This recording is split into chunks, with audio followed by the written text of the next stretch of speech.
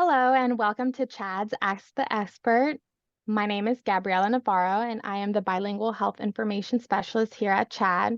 Today we will be talking about the essential elements that guide therapeutic work within Latino immigrant families.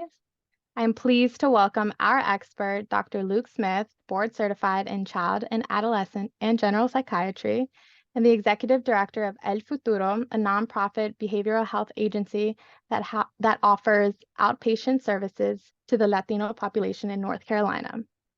He will share his expertise on how providers can better engage Latino youth with ADHD and their families to better connect, but also empower them to manage ADHD effectively while considering the barriers that are commonly faced within the Latino community.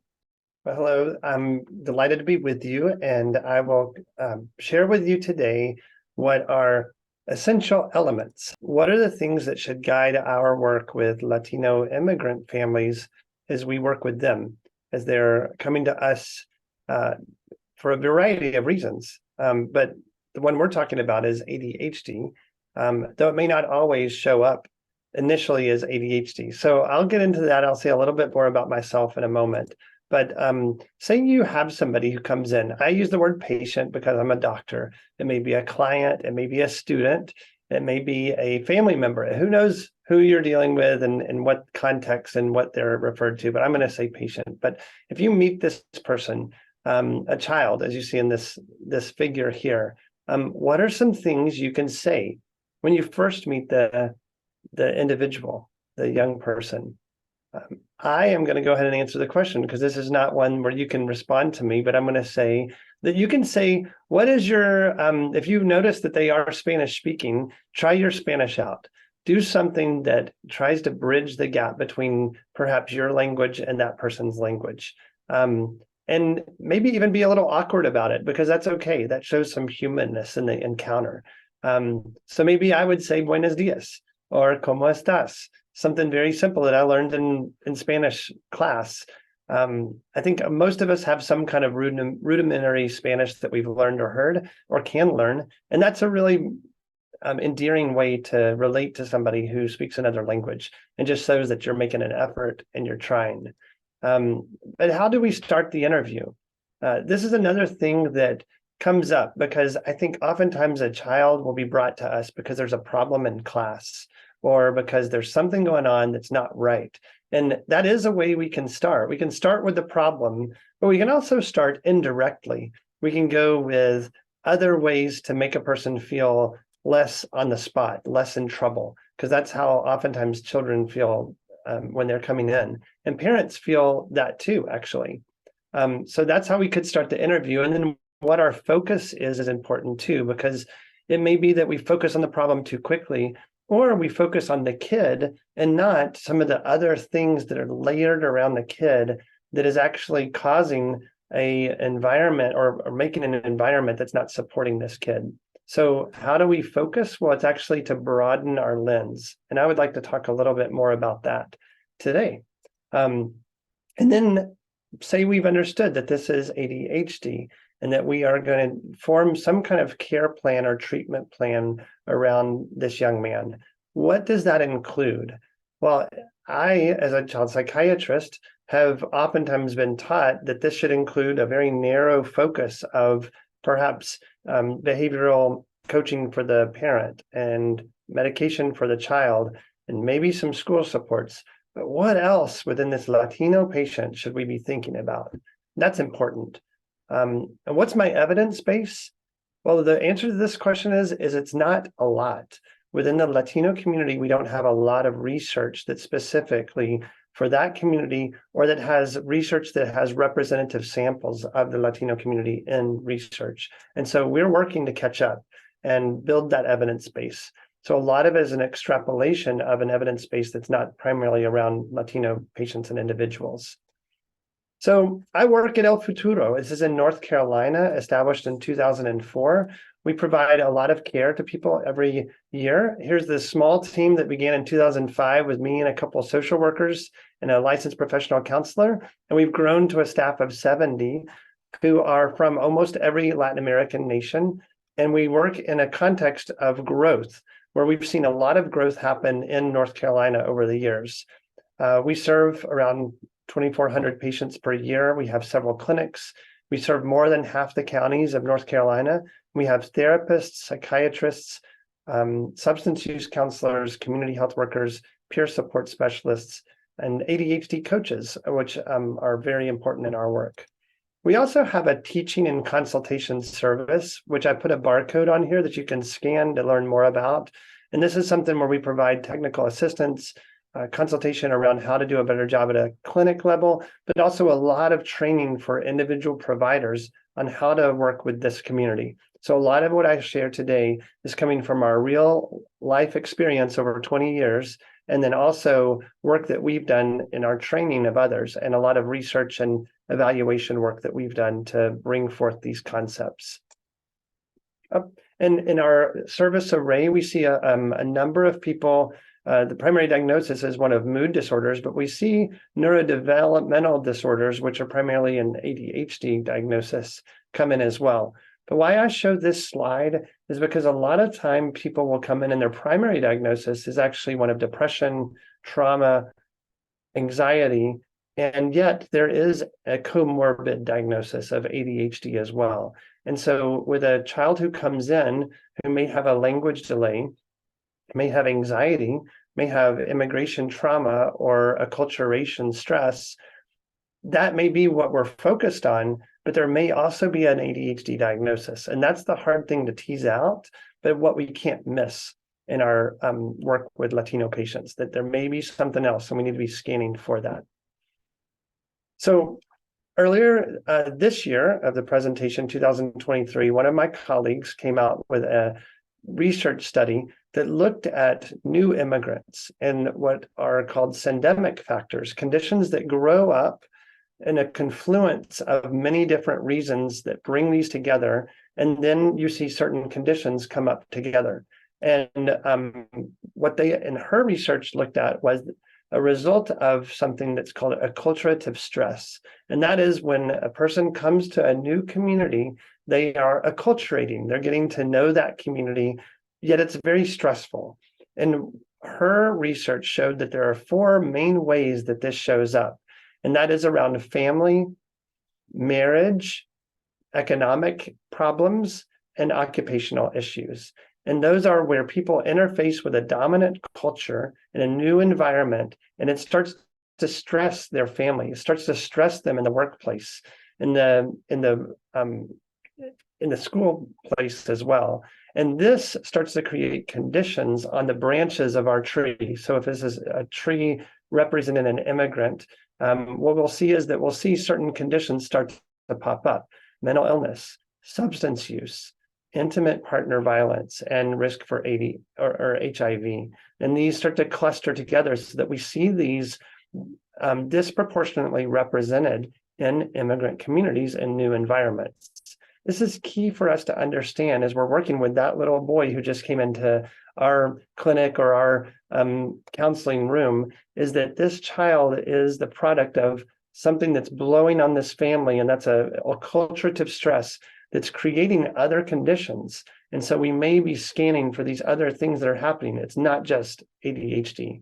And what her research found is that there are certain things that are protective against these acculturative stresses.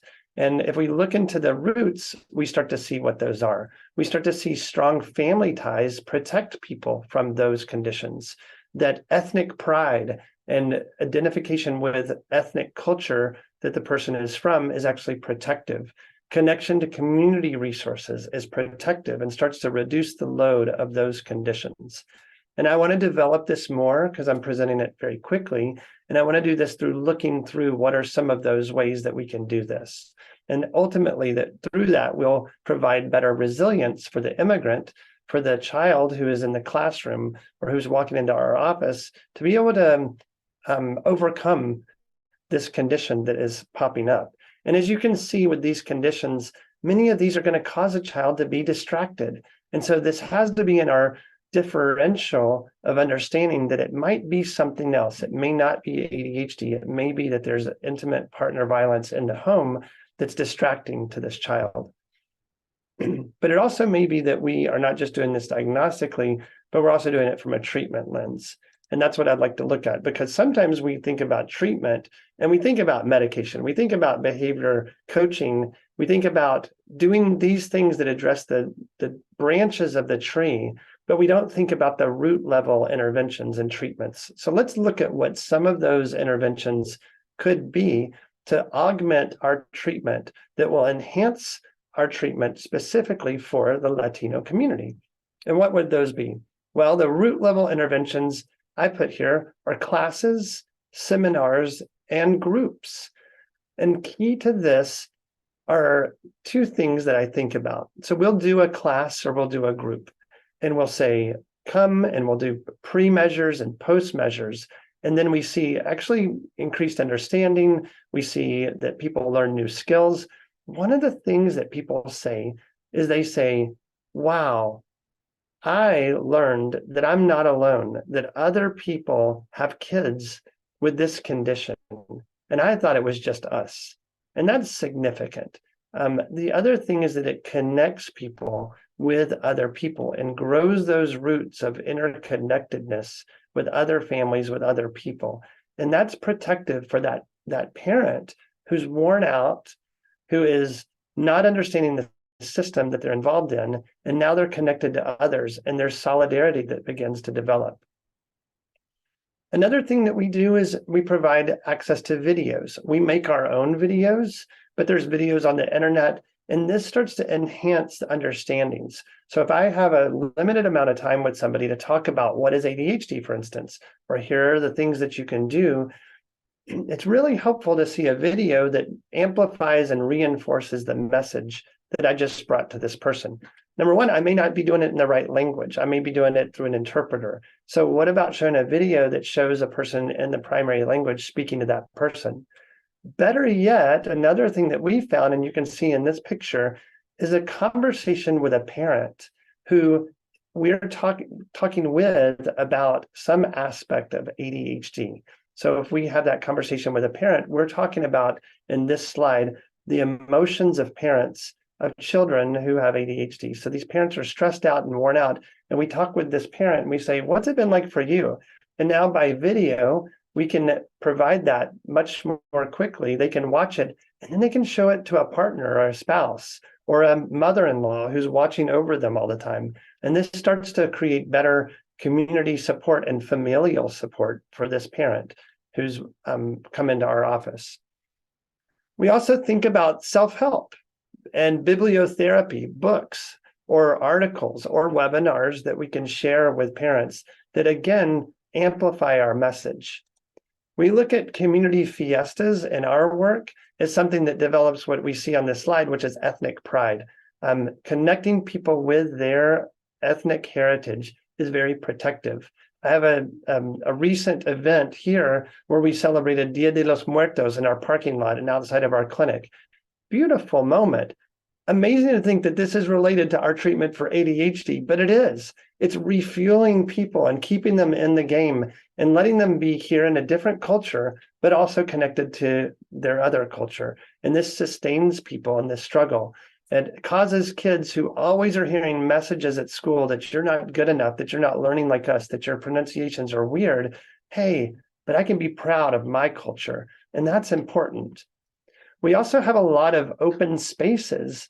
There's a wonderful book that is called Palaces for the People, and I'd recommend you check it out in your spare time. But one of the concepts it brings up is something called not just social capital, which is meeting other people, but bridging capital, bridging to other people groups, other types of people, people who are not like me necessarily. But whatever the case is, within these settings, whether it be a school, a sports field, a public swimming pool, a park, all of these ways are ways that people can actually bridge over and have connections within a community. And again, this is a root level intervention. It may not seem so directly related to ADHD, but it is because it starts to strengthen people and allows them to have a stability that enhances our treatment outcomes. And I also want to mention another aspect of that type of work, and that is more specifically with mentoring, with youth groups, with sports, STEM projects, things that relate to education sometimes, but also just relate to other responsible adults who can mentor these kids who oftentimes may be locked into a situation, maybe in a family or in a community that doesn't have a lot of role models who are trying to do the types of things that we're asking them to do. Recently, we were able to take a group of kids, 55 people, families and kids, on a trip to NASA. Now, this is actually part of our ADHD treatment. And this was because we wanted them to have a vision for something bigger.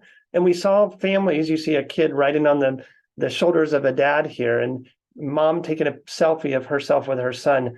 This is aspirational. This is hope giving and optimism giving, like the diagram says in the roots. And this is something that, again, lifts kids' eyes to something beyond what maybe they feel like they're able to accomplish. And it helps to encourage. And it's done in a way that shows, we were very impressed that at NASA, all the Latino employees came out to really embrace the kids that we took to visit because they wanted to be there. And our kids came back and said, wow, a lot of Latinos work at NASA. I think I should work at NASA someday. Wow, that was awesome. But it's also great to see them supported in a way that shows that they can do this type of awesome work that they've heard about. So all of these are root level interventions I put down here, things like Medicaid enrollment, food bank programs. It just continues to strengthen the roots and build resilience. And if we focus on the roots, that's great. We also have to focus on some other things. So let me detail what those are. And the next one that I'd like to look at is actually, how do we address systemic barriers? And what do I mean by that? Let me give a couple of examples. You want to give the child a Ritalin 10 milligram tablet. What could be some systemic barriers? Well, first, I think about what are some beliefs that a Latino parent may have about this advice that you're giving. I'd like your child to take Ritalin 10 milligram tablet. What are you talking about? Here are the top concerns. And this is almost like a Family Feud survey says, these are the top concerns. Addiction, that's first on the person's mind. Cost, how am I going to afford it? What is the documentation I need to pick it up from the pharmacy? And then what are the instructions? How do I communicate that to the parent? Everybody's worried about addiction. They're worried that once you get on it, you can't stop it, and that this is something that's toxic for my child. Worried about the cost. The last one I had here with the instructions is oftentimes we'll write a prescription in a psychiatric office or a primary care office. People go out to the pharmacy and then they get it in English on the bottle. So I really need to anticipate that and think, how can I share with this family the instructions in Spanish so that they know exactly what to do? And I'll tell them, you may get something on the bottle that says one thing and you may not understand that. Here are the instructions I am intending for your child when you get this medicine for the pharmacy. Here's the name. Maybe I write the generic and the brand name so they understand there's a difference and describe what that is. And then here's the medicine and here is the way to take it. It's no wonder that a lot of the prescriptions that we write aren't used by the families. In our state of North Carolina, we're showing that a large percentage of those prescriptions never are filled by the families. What are some of those systemic reasons? Well, one of them is actually lack of insurance. So this Ritalin 10 milligram tablet, if I wrote this for a family, they would look and they would say, how much does it cost? And if we go to GoodRx, what happens is if I write that Ritalin 10 milligrams, if I didn't write generic's going to be a lot cheaper. So why don't I just go with a cheaper form?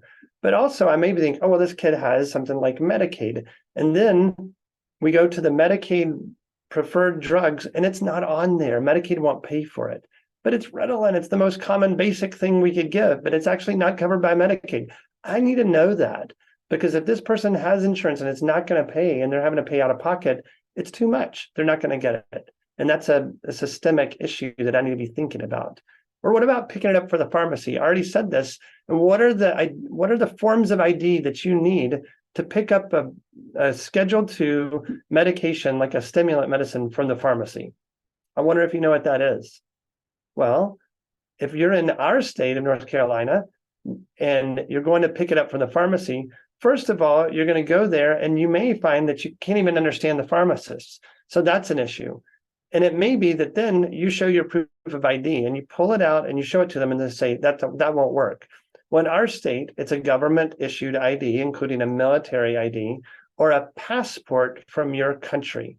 And so the person would have to show a passport, and then they may find that they have another type of ID from their home country, but it's not a passport, which may or may not get accepted. Or it might be systemic in a way that the pharmacist still looks at the person and says, I won't take it because of why? Discrimination. They may simply flat out not give it to the patient. And we have to think about that and advocate for our patients and watch for those instances. And I have that happen plenty of times. So there's a lot of reasons. Okay, let's talk about another systemic issue, and that is this term, malcriado. So perhaps I went to Spanish class and I learned malcriado. And what did I learn it meant in Spanish class? It means poorly behaved. And that's what I hear. And so a parent will say, my child is malcriado. Why did they say that? Because that's what their family's telling them. But when you look at this word in Spanish and you break it down, it actually means poorly raised. So the extended family is sitting around watching an ADHD kid with their family, and they're saying, that kid is malcriado. They're not just saying poorly behaved. They're saying, Mom, you didn't raise that kid right.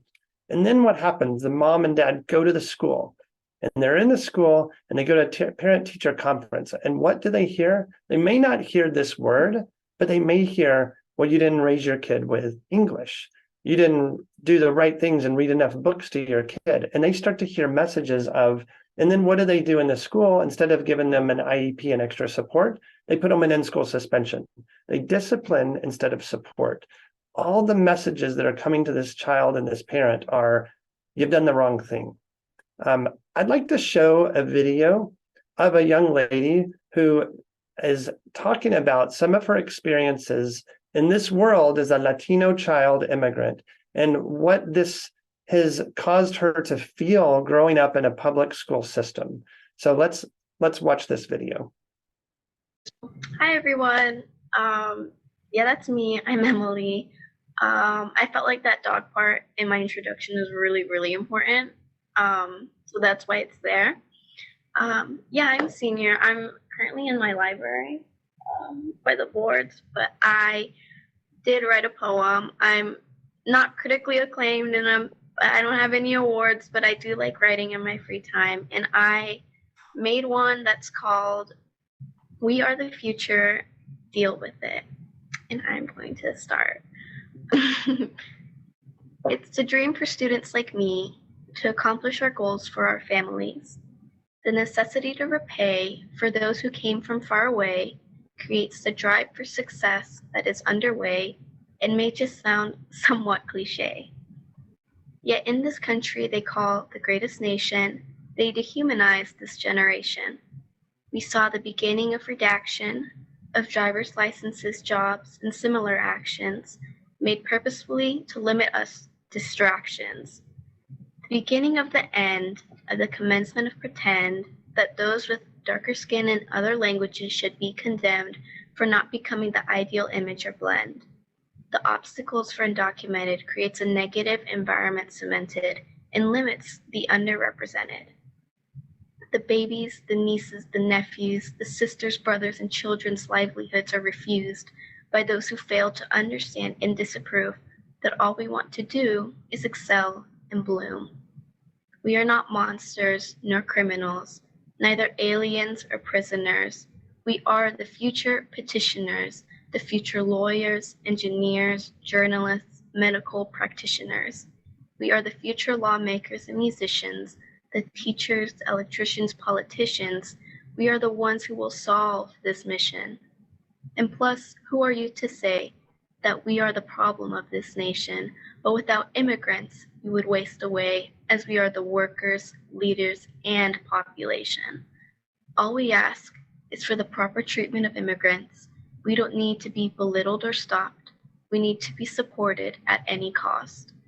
Do it for the children, the future generations, so they themselves won't face these limitations. Listen to us when we say, we are the future and we're here to stay. So Emily's voice pierces us and reminds us of the experience that people who are suffering from systemic level types of pressures and oppressions are feeling. Here she grows up in a public school system and she's feeling all of this pressure of people saying, no, you can't, no, you can't, no, you can't. And she's very courageously saying, yes, we can. But what she's found in her life is language barriers, that all of the things you see on this slide are causing her and her community to feel very underrepresented, not advocated for, and not heard in key moments of health.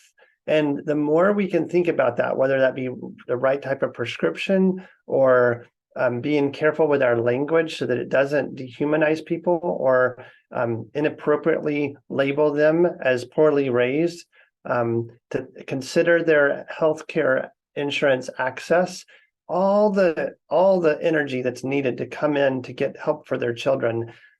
This helps us to understand what are potential barriers that are causing people to very much underuse the services and never get treatment or never use the treatment that we think we're offering that's so wonderful. And so if we think about the roots as one area and we think about systemic barriers as another, the final thing is offering the clinical care, the clinical care or the value-based care. And I want to say value-based because we can do what we think are the right things, but if we don't do what we think is needed and what is needed in the right way, we're going to miss the boat. So I'd like to offer several different values that are important when we work with Latino community. And so let's number them. The first one is that of confianza or trust. I learned the word confianza in Spanish school, and I was like, oh, trust. What does that mean? Well, I learned what it meant. When I work with a community who values the relationship and comes because they hear somebody else got help from us, and they're listening and watching. Can I trust you? And how do I engender trust? Well, it's like I said at the very beginning, it's buenos dias, using a little bit of language sometime, showing that I'm listening instead of just assuming certain things. That starts to build significant trust. Working within a trusting organization, making sure my organization is also reinforcing that trust. Another value is that of human warmth, or as we say in Spanish, calor humano. When I first started working as a psychiatrist with the Latino community over 20 years ago, my receptionist in our little bitty office came in and she closed the door behind her and she said that the new doctor who was training with us, who was Cuban, she said, I don't think she can work with us. She doesn't have calor humano. And I thought to myself, the direct translation of that was warm human. Does she have a fever? What does she have? And she was like, no, she's teaching me Spanish at that point. She's like, she doesn't have human warmth. She just walked through the waiting room. She didn't say hi to anybody. She didn't say hola, buenos dias. She didn't say con permiso. She didn't use, this lady spoke perfect Spanish. And yet she was very cold with the community. And the community saw this and they didn't want to trust her. She didn't have human warmth. Another value that we need is that of respect or respeto. Or how do we respect every single person to understand that maybe I understand a lot of things about Latino culture, but everybody is different. And this person in front of me, I need to meet them where they are and not ask for them to come to me. And that's a central tenet of equity, is that we don't treat everything as the same, that we look at the differences and nuances and go and meet people where they're at. The final value that I'll put forward is that of humility, humildad, cultural humility. In the Latino community, what's very significant is a classism that oftentimes begins to develop with education, with color of skin, with money and wealth, with immigration status. And there's a lot of who's in, who's not in this class system. And so we as providers of care, those who are trying to help, oftentimes are seen very quickly as, are you looking down on me? Are you with me or are you above me? How am I going to feel? Because I'm tired of this classist system that I've been a part of, and I don't want it anymore. And actually, if you talk to me like that, I just would rather go away. And so if I'm not using these cultural values, no matter what I'm doing and what I'm offering, is not going to be effective because it's not hitting the mark, and people are going to feel it and they're going to walk away. So this is another small video that I want to show here towards the end of our presentation that's of our clinic and something that we do, which is how we say hi to people.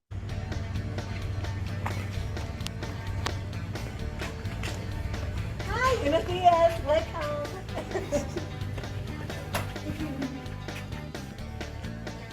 Buenos días. Buenos días. Buenos días. Hola. Okay, so now you have two words, buenos dias and hola, at least to say hello to people when they walk in. How about our waiting room where people come into? What could we do to enliven this environment that looks so cold and so sterile? What could we do? I asked an audience this recently and they said, well, you could put some plants in there. Yeah, put some plants in there. What about art that's representative of diversity in the community that we're serving? What about literature out here that's in the right language? Little info sheets that people can read and pick up and share with other people. These are ways that we can personalize, bring in calor humano or human warmth into an environment that oftentimes is cold and scary, and people feel alienated when they walk in. So these are simple ways that we can go about engaging people. And I oftentimes say, look at me, I'm a white man who's doing psychiatry for a Latino community.